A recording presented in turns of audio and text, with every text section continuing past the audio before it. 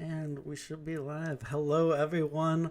Welcome to Picking Bones. I'm Eric Jones, and we've got another video for you today. This time we're going to be looking at creepy writers of children's stories. These are, most of the children's stories that we all grew up with were actually created by some pretty weird people. So let's jump right into it. Good one. Good start, Eric. All right, guys. Let's start off with Alice in Wonderland. This one was written by Lewis Carroll. We're not going to dig too deeply into any of these stories themselves. We're just kind of taking a brief look at a number of the figures who wrote these stories, actually. But Alice in Wonderland is one of those stories that we often hear is supposed to be connected and used in MK Ultra style mind control, and it's supposed to come up in the occult a lot. There's a lot of weird connections with Alice in Wonderland, and the story itself was written by this fellow Lewis Carroll. And Lewis was definitely a creeper. Aside from some of the really weird things that he put into the story, he really liked to photograph little girls, including the girl that he based the story off. Her name was Alice Liddell, and I'm not even going to blow up the picture here. This is one of many very creepy photos that he took of her. He also photographed her sister and other little girls. He was a really creepy dude. He also liked to paint naked girls as well. There's plenty on this out there to point to the fact that this guy was probably a pedo. I think it seems obvious just looking at these photos and paintings that he's done, but there's also his diaries, and there's other stuff out there if you want to look into that more, but this is one example of this type of creepy writer involved in child stories. Another very big one that stands out is J.M. Barrie. Now, he wrote Peter Pan, and this is a story that so many of us grew up watching or reading versions of this story. And this is another one that's also, though, where the writer based the characters off of some kids that perhaps they had a sick infatuation with. The kids in Peter Pan were based off of the Llewellyn Davies family, and he got involved with this family. He really liked the kids, and he just really wanted to be involved in the kids' lives.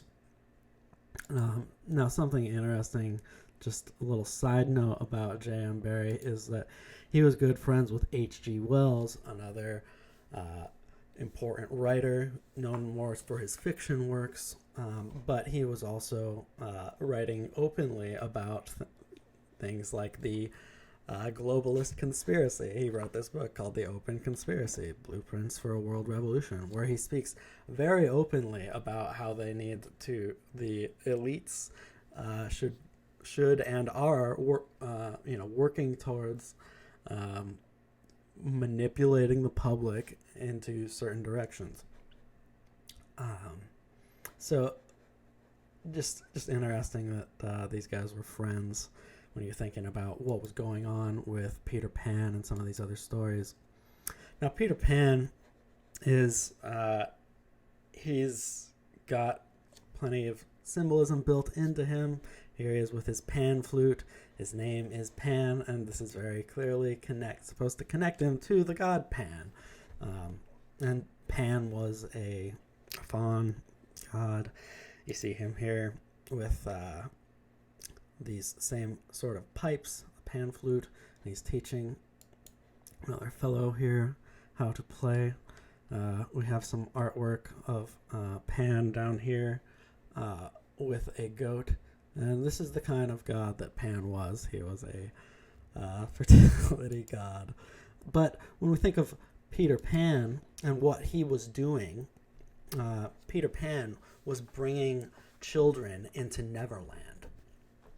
Now, what is Neverland? We can think of this as very similar to the concept of fairyland, which is this old fairy concept in all the legends of fairies, where sometimes these fairies would bring people to this other realm of existence known as fairyland, or it goes by other names as well. And we have this concept where this figure is leading children off into this nether realm, and we see often in the fairy folklore kids and people being brought into these realms, never returning, or returning much later, much older, or actually, now that I think of it, I think sometimes they would even come out of, when they would return from the fairy realm, it would be like they hadn't aged, actually, now that I think about it, which is closer to what we see in Neverland. Anyway, so we have all this stuff going on with Peter Pan, this odd figure based off of this fertility god. And then you have to look at Tinkerbell and think that's a very sexual character for a children's film. There's very clearly some weird stuff going on with sex and this story, and that's to be expected if this guy was truly a creeper that had some sick affiliation and desire for the children of this family. So here's an article just written by Philip Heschner here over on Spectator. And he starts off by talking about how he didn't like how sometimes adults in their stories would have certain things that they were working through in their writing. And he says, in the Narnia books, it turned out to be Christian doctrines, and in Peter Pan, it turned out to be sex. I just thought that was a funny way to start this. But this is why we're looking at this. We're looking at what's behind stories and what's going on with these stories and how they affect us. Now, he talks a little bit about was Barrie a pedophile? And he quotes this passage from another one of his writings called The Little White Bird. And I'm not going to even read this. You can read it for yourself there. It's particularly this section here, where he basically just describes undressing a little boy and how much he enjoyed it in this story. And it does paint a very dark picture for thinking of what this guy was, what his interactions with this family were like, and thinking about this is the type of character that he was writing and how this character interacted with children. He talks here a little bit about the actual relationship with the family. He says it's hard to admire Barrie much here. He insinuated himself into the family, and though the wife and the younger boys liked him, the father and the older boys were always uncomfortable with it. He kind of forced himself on them using his celebrity, it says. Kind of reminds me of Michael Jackson, even. After both parents died tragically young, he took on the burden of bringing up the boys. But the way he went to some lengths to separate them from their other relations was disgraceful, as was the way he sulked and plotted revenge when they committed the most ordinary sin of growing up. So this guy was a real creeper and really forced himself on this family. You can dig more into that if you want to. So Peter Pan, it's a very beloved story, and it was given this statue in one of the Kensington Gardens in London. It's a really beautiful park you can walk around, but it includes this statue of Peter Pan. And, it says down here that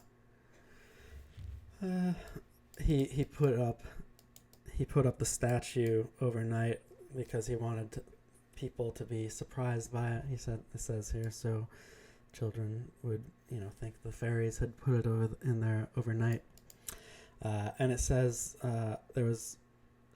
says right here, it was unveiled on May 1st. He bought a article in the paper that there was this new Peter Pan statue. Now, May 1st, if you've been watching this channel or study these things much for yourself, that date should jump right out to you. It's an important day for occultists, and for this little group here, this was actually the day that this particular organization, declared themselves. It was May 1st that they came into the public light. So, very interesting that this is the day that he chose to unveil this statue. It also, it was chosen to unveil the statue. Yeah, anyway, let's continue on. So we, thinking of Peter Pan, it brings to mind this classic story of the Pied Piper, which was this story in history of where all these children in this town disappeared, and they were said to have been led off by this piper. It's just interesting. What's going on with this character? Why is this character leading children off? Why are these creepy pedos writing some of the most influential stories in our culture? We have in the Bible, in Ezekiel 28:13, it's basically describing Satan before his fall, and there is this little part in this passage where it says, "The workmanship of thy tabrets and of thy pipes was prepared in the day thou was created," and this is where that it seems that classic relation where people say that Satan is a musician. Well, this is where that comes from. It comes from this verse. And yeah, so it's interesting. We have this this legend, and some people believe that the explanation for this legend is that it was literally Satan himself that led these children off somehow. But that's quite a historical mystery in itself. Now, we have another creepy fellow called Hans Christian Andersen. He wrote many of the stories which are still beloved today: The Emperor's New Clothes, Little Mermaid, The Ugly Duckling, The Red Shoes, Thumbelina. All sorts of stories came from a small number of figures, and these stories have become our most classic tales today. So this is an article that kind of talks about how this guy is a bit of a creep. It says when he visits Paris, for example, he would go to brothels, not touch women, but only speak to them, then go to his hotel and wank off, and then write about it in his diary. So he was a bit of a weird fellow. I don't know if there's anything necessarily to point to him being a pedo also, but just another one of these pretty sexually degenerate, weird folks that's writing a lot of fairy tales for kids. And so we have the Red Shoes, and this one you can really go down a rabbit hole on this topic. There seems to be a lot of weird symbolism around red shoes, and so this is the guy that wrote this story, though.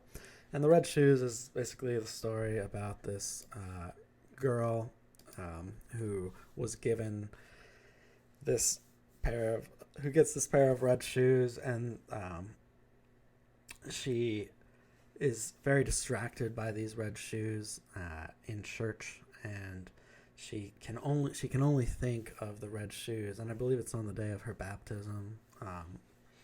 But she's only thinking of these red shoes instead, and so she's enchanted by these shoes, and she essentially gets cursed and has to dance forever in these shoes, and eventually she, I believe, cuts her feet off because she can't get rid of the shoes in any other way. So it's rather dark, disturbing story. But there's also this connection in media with like the red shoes and sexuality. We have this series, for example, called the Red Shoe Diaries that was produced by Playboy, and it's there's my Windows activation, and it's by Playboy, and this is just it seems like softcore porn, or maybe I don't know what level of porn this was, but it's some sort of porn. And so here we have this article called Sex and Sin, The Magic of Red Shoes by Hilary Davidson. And she gets into this story and some of the symbolism of red shoes in storytelling, starting with Hans Andersen's story. But she makes mention that in the Brothers Grimm original version of Snow White, it ends with the wicked stepmother dancing in red-hot iron shoes. And so this, I'm not sure if that was the original use of the red shoes or where it comes from exactly, but this story seems to be the key one. And so she describes here that same story that I just told you in a bit more detail. It gets into the symbolism of what's going on here. Andersen wrote another story called The Snow Queen, and there are red shoes in this story as well. This girl is given a pair of red shoes. I think she eventually has to give up her red shoes, but it says here, like in the red shoes, footwear marks a transformative journey. So what's going on with the symbolism behind these red shoes? I'm not sure exactly, but it seems when you look at, if you have ever had the misfortune of looking up the artwork of John Podesta or the Podesta brothers, they're both into a lot of creepy, weird stuff. One of them even has all this artwork of kids, including one with all these kids kind of tied to chairs, and the kids are wearing these red shoes. Really weird stuff. I don't know what's going on with the symbolism of the red shoes. Just thinking of what that story happens in the red shoes story, she's essentially enthralled by these magical shoes. So perhaps these red shoes just represents the enthrallment of children, the capture of children into this dark, sadistic, evil system that seems to run our world. So let's now look at L. Frank Baum. I don't know if there's any creepy sexual stuff going on with this guy, but there is a lot of blatant occultism in his famed work, The Wizard of Oz, because L. Frank Baum was deeply into the occult. He was a theosophist, and so theosophy and occult concepts are built into this story. And in fact, if you look up where this story was supposed to have come from, it says here, according to an Associated Press, this is Theosophy Wiki, according to Associated Press story in 1961, Baum visited Chicago publisher George M. Hill, and he brought his manuscript and told how the story was written.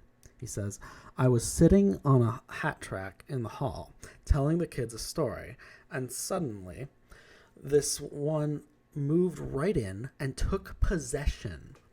I shooed the children away and grabbed a piece of writing paper that was lying there on the rack and began to write. It really seemed to write itself. Now, if you know anything about Theosophy, this is a very common thing that they discuss, how automatic writing, or when a entity comes inside of someone and either speaks or writes through that person. And this is how this story, The Wizard of Oz, was supposed to have been created. It was, he says that he was possessed. It moved right in and took possession. And this is how this story was written. So when we think of what's going on with our stories, these stories shape the way we think. They have a profound effect on us. They stick with us throughout our whole lives. Many of us love these stories. But what effect do these stories have on us? In what directions do they push us? We see Theosophy weaved in to many of the great popular stories of our day. It's not just The Wizard of Oz. We see it in Star Wars, for example, and many other stories. So we don't just have creepy sexual stuff coming into these stories. We also have occultism. And this is the way that we have cultural degeneracy pushed on us through fairy tales. And, Disney is so largely responsible for doing this. They've recreated so many of these dark and disturbing tales, and there's just all sorts of disgusting propaganda built into these films. And just looking at all of the child stars that come out of Disney, look at how many of them become these degenerate sexual icons. It seems that Disney is all about pushing degenerate sexuality and occultism on kids. But most of you know that already, if you're watching this channel. But yes, we just have to consider how having all these sorts of sexual predators, men like Woody Allen, Roman Polanski, Bryan Singer, there's so many of these fellows, and people have known about this for so long, that these degenerate, horrible people are running our entertainment industry. What type of effect does that have on the public? I would say it's an obviously negative effect. So that's all I got for you guys tonight. Thank you for watching. I hope you're all doing well. Try to stay strong throughout the horrible corona pandemic. We'll get through this. Have a great night, guys. We'll see you next time. Bye.